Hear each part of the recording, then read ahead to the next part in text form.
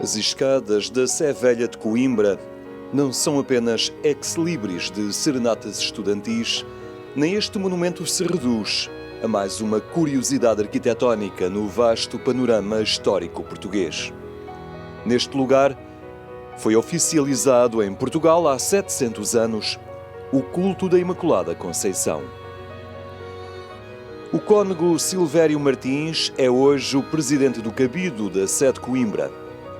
Reconhece que a cidade nem sempre tem tido o cuidado de visitar a história, as figuras e os lugares que a distinguem e lhe dão identidade. A Rua da Sofia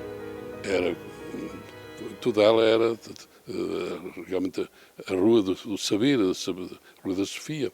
Ali, Santa Cruz de Coimbra, esteve ali São Teotónio, que fundou o mosteiro, esteve depois Santo António de Lisboa, que estudou também ali, a Rainha Santa Isabel, e nós não temos realmente dado o devido valor a estas figuras e não temos transmitido às gerações novas o que realmente foi a cidade de Coimbra. Porém, a cidade do Mondego e o seu bispo não esqueceram por estes dias algo que a marcou em 1320. E um dia em conversa comigo disse, é uma pena que a cidade de Coimbra não faça alguma coisa agora nesta altura, que se comemora os 700 anos da Imaculada Conceição. Eu entendi aquilo como uma censura para mim, como sou presidente do Cabildo, que ele quisesse que o Cabildo realmente se mexesse. E foi isso que aconteceu. Realmente eu convoquei os membros do Cabildo, e pedi aos civis que podia ser em casa dele, ele disse que sim, e então ali numa reunião resolvemos então fazer esta comemoração dos 700 anos. 700 anos de uma história que desemboca na Sé Velha de Coimbra. Hoje, o seu pároco é o cônego Silvério Martins, que tem presente o que aqui aconteceu no dia 8 de dezembro de 1320. Foi há 700 anos, foi o Dom Raimundo Ebrard que decretou que se iniciasse o culto de Imaculada Conceição. E nós sabemos que o dogma da Imaculada Conceição tem apenas 150 anos, mas já no país se celebrava, porque me diz agora aqui, há 700 anos atrás, já aqui na Sé Velha, se realizou pela primeira vez o culto à Imaculada Conceição. A efeméride não podia passar despercebida e originou um congresso científico que, recentemente, olhou diversas facetas e incidências do culto mariano da Imaculada Conceição. Nesse congresso, e passados 700 anos, quem em Coimbra sucede a Dom Raimundo veio lembrar que a devoção à Imaculada não é do âmbito académico ou exclusivo de grupos influentes na história. Não é uma realidade que tem a ver com uma elite cultural, também teve a ver, efetivamente, não é uma realidade que tenha a ver com um conjunto diminuto de pessoas circunscrito a um determinado momento ou a um determinado território, é uma realidade que abarca uma imensa multidão de pessoas de todos os estratos sociais, de todos os níveis culturais e que abarca de um modo muito especial as pessoas com uma fé mais genuína, que é ao mesmo tempo uma fé mais simples, para poder acolher a grandeza dos mistérios de Deus, do mistério da Igreja e do mistério da Virgem Maria, incluída e bem situada neste mistério de Cristo e neste mistério da sua Igreja. Uma visita mais atenta à antiga Sé de Coimbra revela-nos recantos carregados de história que nos transportam aos primeiros anos da nossa nacionalidade. Foi a partir de Coimbra que Dom Afonso Henriques formou o reino e avançou de forma mais consolidada com a reconquista cristã das terras a sul do Mondego. Portugal é conhecido também como a terra de Santa Maria. França também é um bocadinho uma ideia que nós vamos buscar fora de portas, e este culto vem também um bocadinho fora de portas. Eu estou-me aqui a recordar que, por exemplo, quando está a reconquista de Lisboa, em 1147, que no ano seguinte é colocada uma imagem de Nossa Senhora da Enfermaria. Portanto, lá, precisamente em Lisboa e na sede de Lisboa, e começando também aí a ganhar força o culto ligado à Conceição Imaculada da Virgem.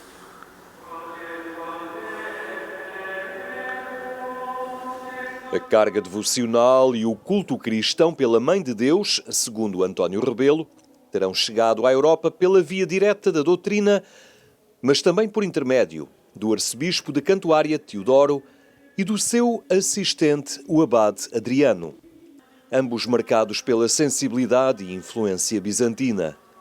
Terão levado consigo a doutrina mariana e devoções do Oriente, que, mais tarde, estão já disseminadas nas festividades cristãs de Inglaterra.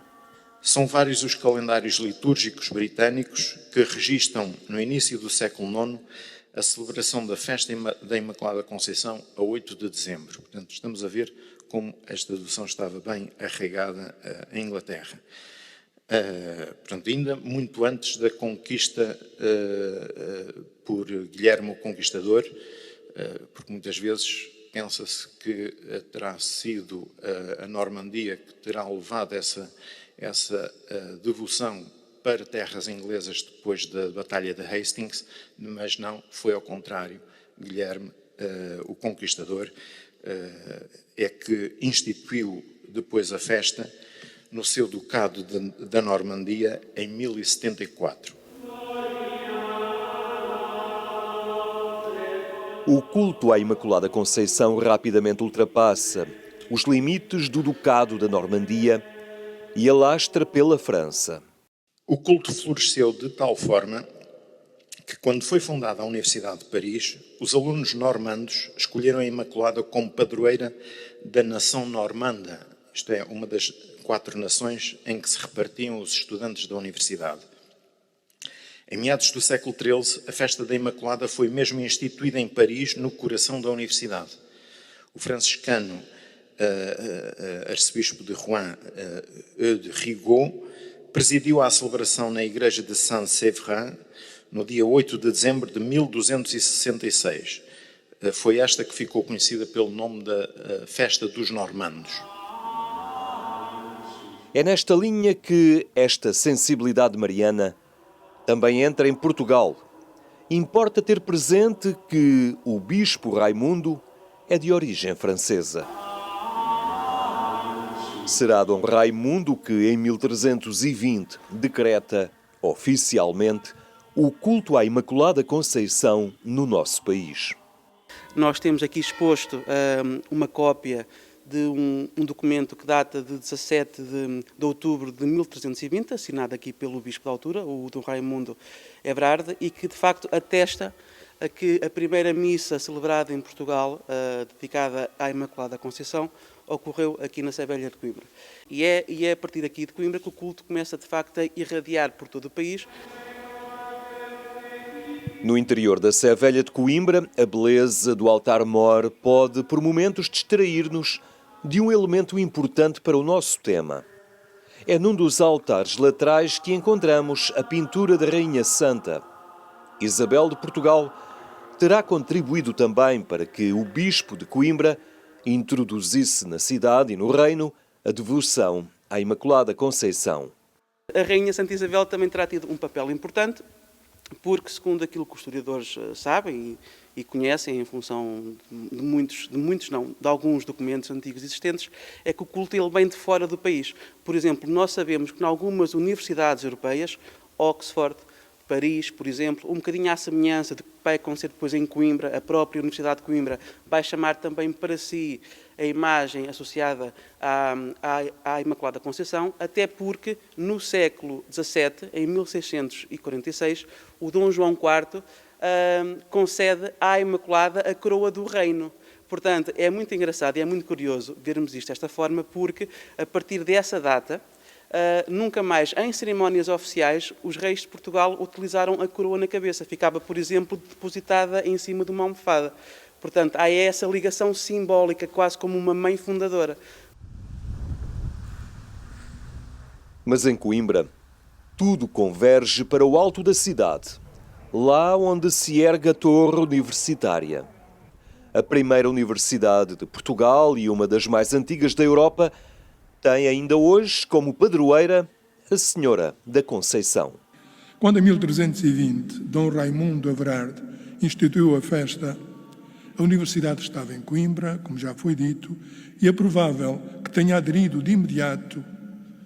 O bispo era, por inerência, a autoridade máxima da universidade. Era o cancelário, era o bispo que na alma mater, a catedral, dava os graus, sobretudo os graus superiores de licenciado e doutor. Depois, essa memória perpassa por todos os textos estatutários, aqueles que conhecemos, o de 1503, de Dom Manuel, o de 1559, o de 1597, que consignam a celebração da festa em forma de préstito. Préstito seria um cortejo ordenado, não uma procissão, mas um cortejo ordenado à volta do reitor. Em 1513 estabelece que haja alguém que ordene os estudantes que vão de 2 em 2 e, logicamente, em Lisboa, dizem os Estatutos de 1503, havemos por bem e lhe agradecemos e encomendamos que assim se faça e que ora a dita universidade tem ordenado de ir sempre por nós, per modum universi, a Nossa Senhora da Conceição na véspera e à missa de cada um ano. Tratava-se do dia 8 de dezembro. Quem visitar o pátio das escolas na Universidade de Coimbra, junto à Biblioteca Joanina, pode entrar na Capela de São Miguel. Aí encontra a imagem da padroeira da Universidade, a Imaculada Conceição. A seguir à restauração, em 9 de junho de 1645, através de uma petição dos franciscanos, que é expressamente citada numa carta régia que é enviada à Universidade, pede-se que, ou ordena-se, o rei ordena, que os graduados pela Universidade e os doutores da Universidade, os professores da Universidade, acrescentem ao seu juramento anual, que era um juramento sobre as diversas verdades da fé, acrescentem também o juramento da Conceição. Mas as determinações régias nem sempre foram acolhidas com serenidade. A Igreja ainda estava distante do dogma da Imaculada Conceição e, por esta altura, sucedia-se a discussão teológica entre diversas sensibilidades personificadas, entre outros, por franciscanos e dominicanos. A 7 de janeiro de 1646, o rei não espera mais e manda uma carta com a fórmula do juramento que se fazia em Salamanca desde 1618. E diz ao monarca e diz ao reitor que deis as ordens necessárias para que assim se faça pontualmente. De facto, carta de janeiro, em 28 de julho de 1646, é feita uma cerimónia de juramento de que ficou este exemplo, ficou esta lápide que hoje está na capela da Universidade. No ano de 1646, a Academia Florentíssima Conimbricense, levada pelo culto, insigne pelo culto da sua piedade para com a Virgem Maria, para com a Mãe de Deus, fazendo todos os atos necessários,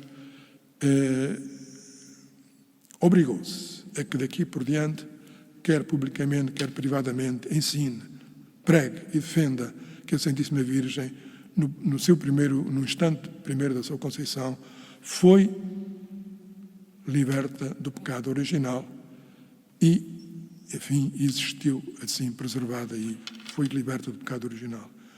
E este monumento de tão sagrada religião, colocámo-lo nesta lápide.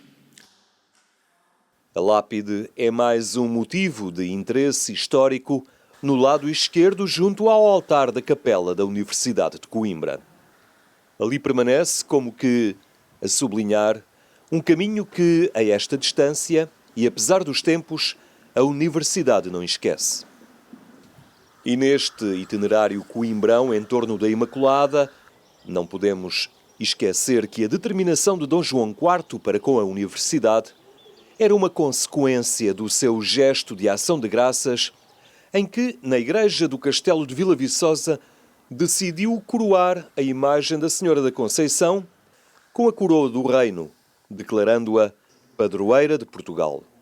O soberano português imitou seguramente o gesto do rei francês, consagrando a Mãe de Deus como padroeira do reino e oferecendo-lhe a coroa. Mas não o fez sob a invocação de Nossa Senhora da Assunção. Atendendo às fortes aspirações e hábitos hispânicos, Dom João IV deu preferência à invocação da Imaculada Conceição nessa consagração à Mãe de Deus. A forte devoção à Imaculada por parte de sua santa avó Isabel, que Filipe III havia proclamado poucos anos antes padroeira de Portugal, justificava plenamente a alteração introduzida pelo novo monarca ao colocar o reino sob o novo patronato mariano. Portugal seguiria uma vez mais as pisadas da França, a filha primogênita da Igreja, na devoção mariana, mas assumindo a grande causa ibérica, a defesa da Imaculada Conceição. Um pouco acima da Sé Velha, ou logo abaixo da Sé Nova, encontramos o Museu Nacional Machado de Castro. Lugar de paragem obrigatória para quem quer ver o que de melhor permanece do património artístico da cidade. Para assinalar os 700 anos do culto da Imaculada, o museu preparou um itinerário especial que se pode percorrer a partir do dia 8. A ideia é que seja um percurso que está disponível para todos os visitantes do museu, mas que pode ser também feito presencialmente, com orientação do museu, da equipa do museu, e que possa ser feito inserido na nossa programação por inscrição. Claro que nos momentos que passamos teremos que ter algumas limitações, designadamente a necessidade de uso de máscara, distanciamento e a limitação do número de pessoas. Aqui estão reunidas peças essenciais para compreender a sensibilidade religiosa que, ao longo dos séculos, se foi materializando em pintura, escultura ou ourivesaria. Iremos utilizar também algumas novidades, sobretudo na área da pintura, com a vinda de uma peça de fora, mas também com a colocação de peças em reserva, e uma dessas peças é uma peça que vai ser uma surpresa. Aproveitamos este momento também para expor já permanentemente, para ficar depois já em exposição permanente, uma peça que não estava ainda colocada porque estava em trabalhos de conservação e restauro. Portanto, ela está pronta e vai ser também, achamos que era um ótimo momento para passar a colocá-la na exposição permanente do museu e onde ficará depois a partir daí. Portanto, esse será um momento importante para nós também. Nesta iniciativa, destaque para este retábulo com a Senhora da Conceição. É o retábulo da evocação da Nossa Senhora da Conceição. O autor é Manuel Rocha, é um autor também representado, importante na cidade, é representado aqui no museu, mas representado também aqui na Sé Nova, por exemplo. E é claramente, é o início, é o ponto de partida para este percurso, será esta peça, esta estrutura retabular com a evocação de Nossa Senhora da Conceição. Uma representação que não está sozinha e que surge neste espaço do Museu Nacional Machado de Castro, enquadrada num conjunto de diferentes peças. Faremos uma ligação, evidentemente, neste núcleo estão expostas peças de maiores dimensões, sobretudo peças oriundas da demolida igreja do Colégio de São Bento e que são obra de Frei Cipriano da Cruz, o escultor, o monge escultor que veio da casa-mãe em Tibães para Coimbra para aqui produzir e fazer a decoração de toda a igreja. Essas peças foram com a demolição da igreja, elas foram dispersas, estão dispersas pelo país, por diversas entidades. Nós temos aqui no museu algumas dessas peças e que estão expostas neste local, mas num estudo que foi feito, fiz com outra, em coautoria, com uma colega, com a Agnès Legac, no âmbito da capital, Coimbra, Capital Nacional da Cultura, em 2003, fizemos uma exposição em que reunimos todo este espólio e identificámos um conjunto de peças que estavam dadas como desaparecidas ou não identificadas da referida igreja. E uma dessas peças era a Nossa Senhora da Conceição, a figura central do altar-mor, que viemos a identificar como sendo uma das peças que está atualmente num retábulo posterior, mas num retábulo colocado na Sé Velha. Por estes dias, Coimbra assinala de diversas formas e com as limitações inerentes à pandemia os 700 anos do culto à Imaculada Conceição. E espera-se que, em breve, destes dias fique também na cidade um sinal mais tangível para o futuro. Pensou sentar numa estátua. E fui ter com a Junta de Freguesia a ver se nos podia ajudar. E logo se dispuseram eles próprios a custear essa estátua. E, por conseguinte, temos estado a trabalhar também no sentido de não só celebrarmos aqui no dia 8 na Sé, mas também deixarmos esta marca da estátua. Onde é que há de ser? A nossa vontade era que fosse aqui mesmo, aqui no Largo da Sé Velha, mas não temos até ao momento ainda autorização para o fazer, porque a Câmara tem de se pronunciar, não é? Foi há 700 anos. Na altura era Raimundo, hoje é Virgílio. O bispo da diocese lembra que ainda não esgotamos o potencial que o culto da Imaculada pode significar para a presença cristã em Portugal. Nós ainda não retiramos todas as consequências que podemos e devemos retirar da pessoa, da santidade, da figura e do culto da Virgem Maria, de uma forma absolutamente equilibrada do ponto de vista doutrinal e teológico, como é imperativo que se faça, mas que tem um mar imenso de sugestões, de orientações, de possibilidades e de desafios que a Igreja e o mundo cristão podem e devem continuar a ter em consideração.